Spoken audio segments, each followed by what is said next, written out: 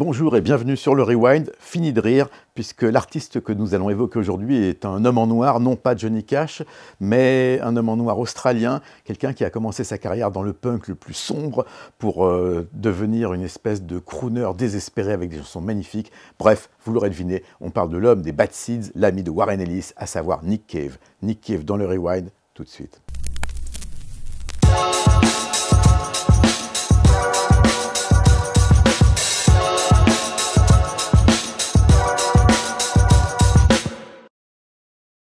Et on démarre ce Rewind sur Nick Cave en 1990 avec l'album The Good Son.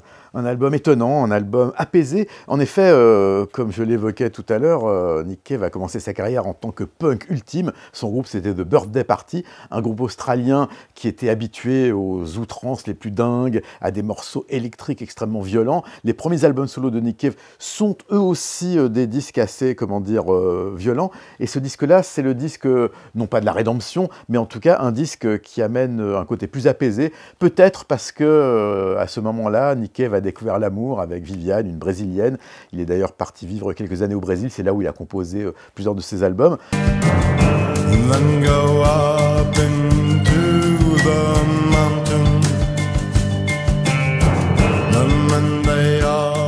Cet album, comme la majorité de ses disques, est fait en compagnie de son groupe les Bad Seeds, qui à l'époque compte Kid Congo Powers, que les fans de rock américain auront découvert au sein notamment du groupe Les Cramps, dont il fut le guitariste qui remplaça Brian Gregory, et puis aussi Mick Harvey, qui a notamment repris des chansons de Gainsbourg sur ses albums solo, et Blixa Bargeld, qui est un fou furieux, membre du groupe Einsturzen de Neubauten, du bruitisme allemand très très fort, et pourtant cet aréopage de musiciens a priori plutôt bruitistes vont sortir un disque donc absolument superbe, avec des morceaux comme The Good Son qui donne son titre à l'album, The Weeping Song, The Ship Song. C'est Nick Cave, nouvelle version, un Nick Cave toujours aussi sombre, mais d'une beauté ténébreuse. C'est, en 1990, The Good Son. Le Rewind, Nick Cave partout. Et si on parlait de meurtre, si on parlait d'affaires sordides, mais avec toute la beauté ténébreuse de Nick Cave, cet album qui raconte ces histoires horribles, c'est Murder Ballads, littéralement, oui, les ballades du meurtre. Un disque qui a été à l'époque le plus gros succès de Nick Cave, pour une raison simple. D'abord parce qu'il invite quelques gens prestigieux, comme notamment Shane McGowan, le chanteur des Pogues, mais aussi PJ Harvey, qui était en duo, en couple avec Nick Cave à l'époque, et aussi, et peut-être surtout, une autre Australienne qu'on n'aurait pas forcément imaginé faire un duo avec Nick Cave, car en effet, leur seul rapport est leur nationalité, il s'agit de Kylie Minogue. Oui, la charmante Kylie Minogue qui a chanté I Should Be So Lucky, a repris de Locomotion, qui avait fait un sitcom avec Jason Donovan en Australie, Neighbours, si je me rappelle bien, et qui chante Where the Wild Roses Grow, qui est une chanson déchirante, une chanson qui raconte une histoire abominable, mais racontée et chantée avec tellement de passion et de cœur par ce duo improbable que ça va devenir un hit que d'ailleurs Nick Cave chantera plusieurs fois sur scène, pas avec Kylie Minogue.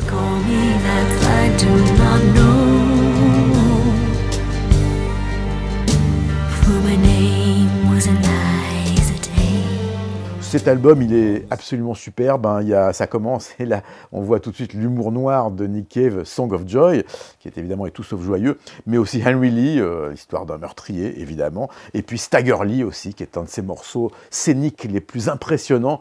Donc, Nick Cave, toujours avec ses Bad Seeds, toujours dans la noirceur, mais avec cette beauté vénéneuse de ses ballades meurtrières, ces Murder Ballads, en 1990.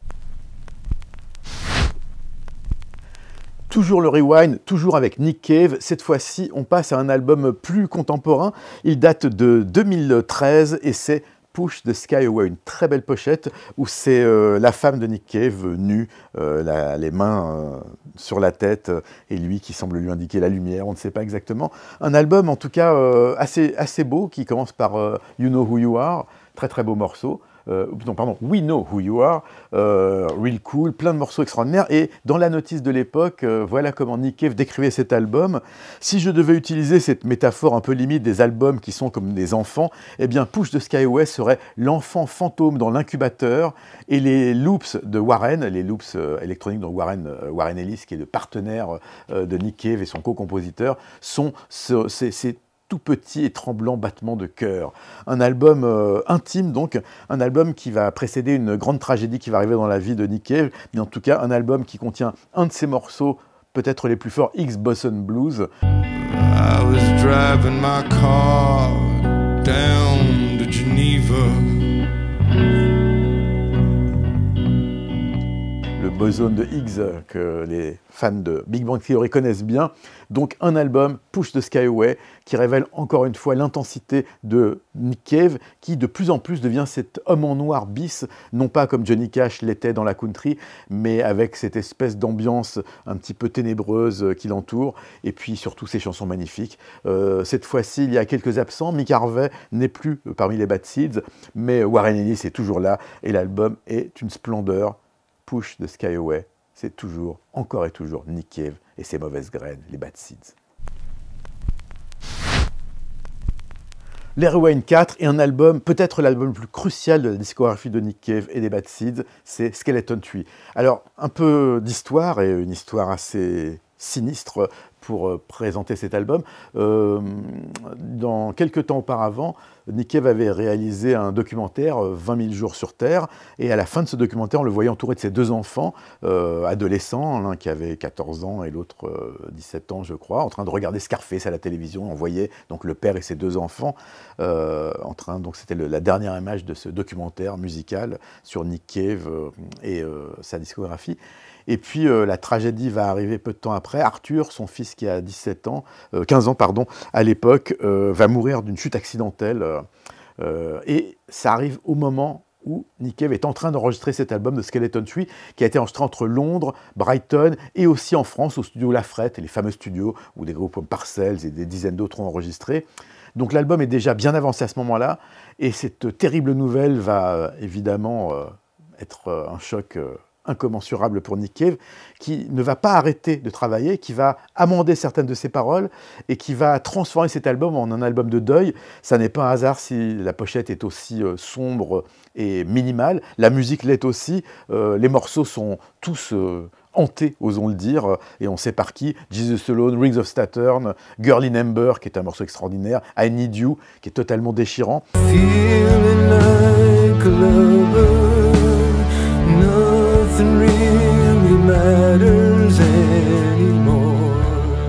Donc un disque qui en plus va être accompagné d'une vidéo assez étrange, puisque One More Time with Feeling est donc un documentaire dans lequel Nick Cave met en scène l'annonce de la mort de son enfant, puisque on le voit au téléphone quand il apprend la nouvelle. Il est filmé par ailleurs pour, j'imagine, un making-of.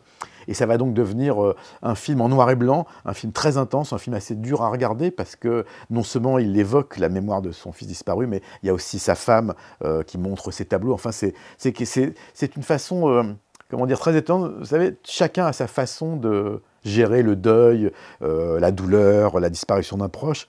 Et c'est vrai que souvent, il y a des gens qui peuvent être choqués par le fait que des artistes vont en quelque sorte transformer une tragédie en quelque chose d'artistique. Mais au fond, cet exorcisme-là, non seulement il peut être salutaire, mais en plus, il donne naissance parfois à des œuvres très intenses. Et cet album est absolument incroyable. Je ne me lasse jamais de l'écouter. Skeleton Tree, c'est Nick Cave au fond du trou, humainement, et au sommet artistiquement. Un album indispensable, sorti en 2016, Skeleton Tree, Nick Cave, One More Time with Feeling.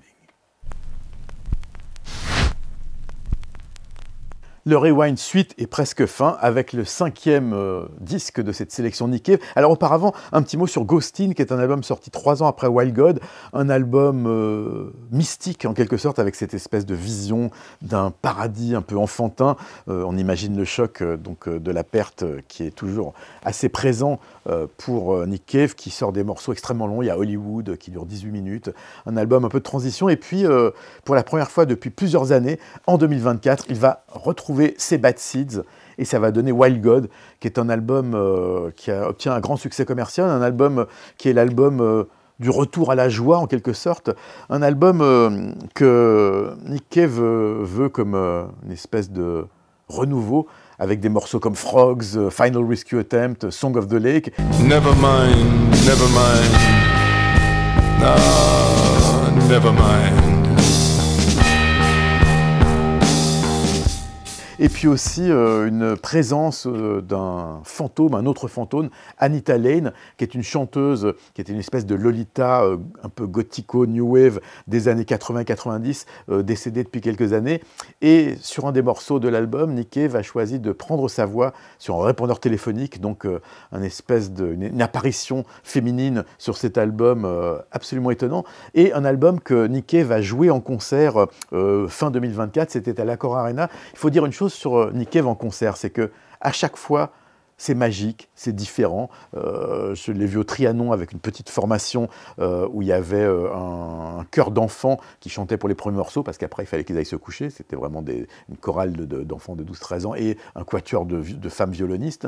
Ensuite, je l'avais vu au Zénith où le concert j'avais jamais vu ça depuis les concerts de hard rock, avec des nanas qui montraient leurs seins, des 30, 40, 50 personnes qui montent sur scène à la fin du morceau, un côté complètement chamanique.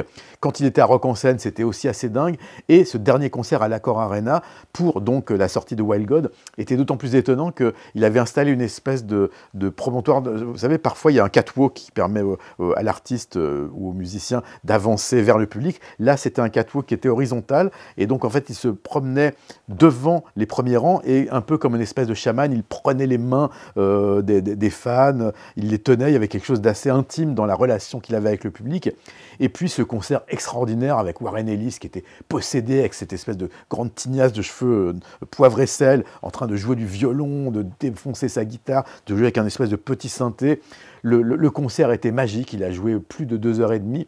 Et suite à ce concert, il y a un post qui a été lancé sur Twitter, et le post disait, oui, Nick Cave a une chanson qui s'appelle Joy, et il dit, oui, maintenant il est temps d'arrêter d'être triste et de penser à la joie, et je trouve que c'est une assez belle chose, et ce concert était magnifique. Alors vous allez me dire, oui, et alors? Eh bien, ce tweet, il était tout simplement signé par un spectateur de la salle, et ce spectateur n'était autre que Bob Dylan. Être sanctifié par Bob Dylan, c'est quand même plutôt pas mal. Donc, Wild God, un album indispensable, mais est-ce que tous les albums de Nick Cave ne le sont pas? Je pose la question, vous connaissez la réponse. Voilà, c'était le Rewind Nick Cave. En espèce de bonus, je vous invite à écouter cet album de Nell et les Flaming Lips. Alors, quel rapport avec Nick Cave? Eh bien, c'est très simple. Tout l'album, ce sont des reprises de Nick Cave, beaucoup de morceaux récents, d'autres un peu plus vieux. Donc, Nell and the Flaming Lips, Where the Viaduct Looms. Voilà, avez-vous apprécié ces 5 albums de Nick Cave? En avez-vous apprécié d'autres? Êtes-vous d'accord? Commentez, likez, abonnez-vous à la chaîne l'oursonvideo.com et on se retrouve très vite pour un nouveau Rewind. À bientôt.